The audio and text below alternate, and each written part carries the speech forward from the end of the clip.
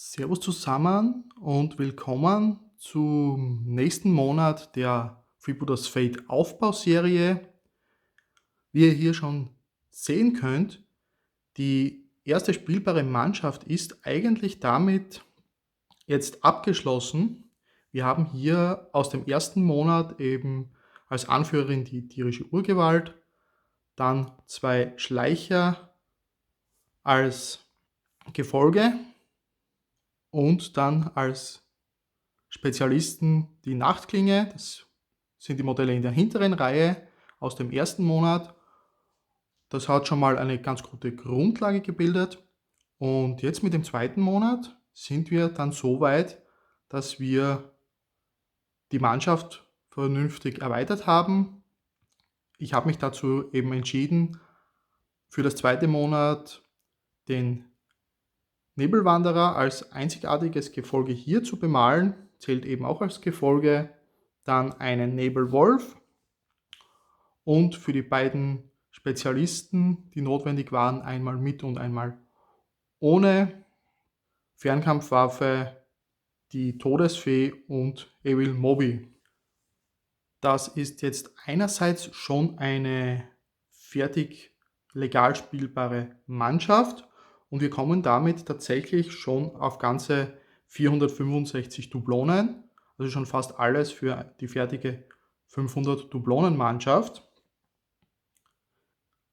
Wir haben also eine ganze Reihe von Dublonen noch frei, die wir dann in Ausrüstung investieren könnten. Und tatsächlich ist es auch so, dass wir gar keine andere Wahl hätten, da alle derzeitigen Charaktere, die uns noch zur Verfügung stehen würden, alle zu teuer sind von ihren Dublonenkosten, sodass wir über die 500 Dublonen kommen würden.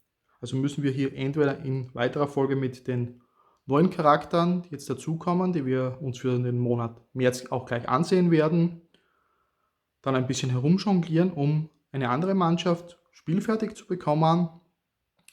Oder wir müssten eben in diesem Fall wie hier, wenn wir die Mannschaft so spielen wollen würden, doch ein paar Punkte in Ausrüstungskarten investieren. Vom Thema der Bemalung bin ich dann auch wieder gleich vorgegangen wie bei allen anderen Figuren. Ich habe dieses Malkonzept mit den 3 Kontrastfarben für Schwarz, Dunkelblau und dem Türkis verwendet und diese eigentlich nur mehr oder weniger wild gemischt, sodass natürlich, wo ich die Farbe auch haben wollte, und das Ganze dann noch mit weißen Highlights versehen, um das Ganze noch ein bisschen abzuheben. Und ihr seht hier schon, es ist ein wenig eine neue Farbe dazugekommen, hier vorne mit dem Gelb und dem Rot. Das wollte ich ganz bewusst machen, einerseits um die Figur, weil es doch ein einzigartiges Gefolge ist, ein bisschen abzuheben, vor allem eben von den Schemen, weil das Modell ja auch mehr oder weniger vom Hintergrund her auch so in die Richtung eines Schemen geht. Und da wollte ich einfach zeigen, dass das nicht ein normaler Schemen ist, sondern eben ein Gefolgemodell der Schatten.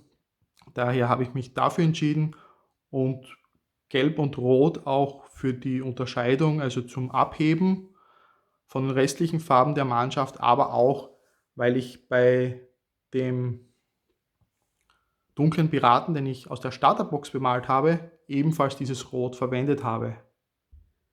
Und eben auch für den Körper des Schleichers, der ebenfalls aus der Grundbox kommt. Das sind dann die beiden Figuren hier, die waren ja schon bemalt vor der Aufbauserie und da wollte ich einfach ein bisschen diese Zusammengehörigkeit noch ein bisschen herausstreichen und so allgemein, wenn man sich das so anschaut, sieht die Mannschaft schon ganz gut zusammengehörig aus, finde ich. Aber bleiben wir mal bei den Figuren, die Teil der Aufbauserie sind und waren bisher. Dann eben der Nebelwolf. Diese Bemalung war dann doch recht einfach. Ich habe mich hauptsächlich an den Farben eben orientiert, die ich hatte. Das einzige hier ein bisschen Violett reingebracht, das ich ja eben bereits im Vormonat bei dieser Figur hier verwendet hatte mit dem Körper,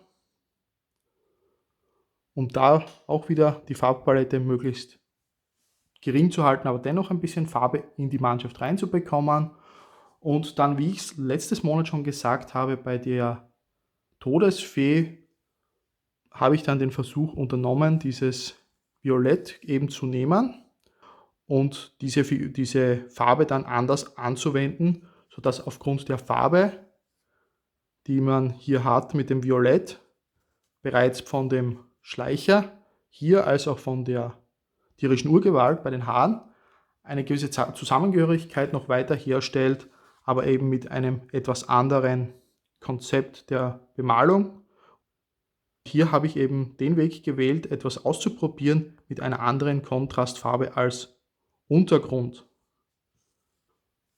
Und zwar habe ich dafür auf diese grundierte Figur dann zuerst mal in einer sehr verdünnten Variante das aufgetragen, aber nur ganz dünn, sodass es nicht so dunkel bzw. dunkler hervorkommt, wie es sonst wäre, ohne Verdünnung oder nur mit leichter Verdünnung, sondern wirklich nur, dass man ein paar Unterschiede oder ein paar Details erkennen kann.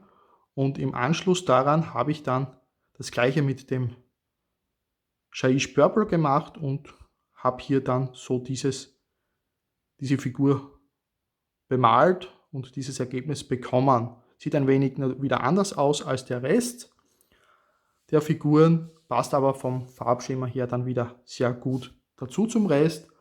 Und dann etwas Ähnliches habe ich dann auch bei Evil Moby gemacht, also jetzt nicht in Bezug auf Bemalart, sondern ich habe mich auch hier wieder an den gleichen Farben orientiert. Auch hier wieder das Purple ist hier zum Einsatz gekommen beim Hai und auch wieder in einer etwas stärker verdünnteren Form und habe hier ein wenig das gleiche Konzept verwendet wie für die Todesfee, nur mit eben nicht so starker Verdünnung. Und ansonsten eben der Rest ist wieder die gleiche Farbpalette, die wir sonst auch verwendet haben bisher, nur eben das Grün hier dann noch für den Körper der Figur selbst. Und so kommen wir jetzt auf unsere aktuell 465 Dublonen starke Mannschaft nach 2 Monaten, also schon etwas, mit dem man spielen kann. Und es geht jetzt im März natürlich weiter mit Stufe 3. Dafür ist es notwendig, einen weiteren Anführer zu bemalen, um eben dann auch in weiterer Folge mehr Auswahl zu bekommen. Ich habe mich dafür entschieden, die Schreckensmaid zu nehmen. Interessanterweise, das Modell ist aus Resin, habe ich erst gesehen oder gemerkt, als ich eben die Bestellung ausgepackt habe. War mir vorher gar nicht bewusst, aber finde ich gar nicht mal so schlecht, auch sehr schöne Details. Aber werden wir uns dann ohnehin im nächsten Monat auch nochmal im Detail anschauen, wenn sie dann auch fertig ist. Und dann eben noch 2 Gefolgefiguren auch wieder, also ähnlich wie im ersten Monat. Ich werde da hier den zweiten Nebelwolf in Angriff nehmen, der ist bereits gebaut und grundiert. Und dann als zweites Gefolge wird es hier noch ein dunkler Pirat sein.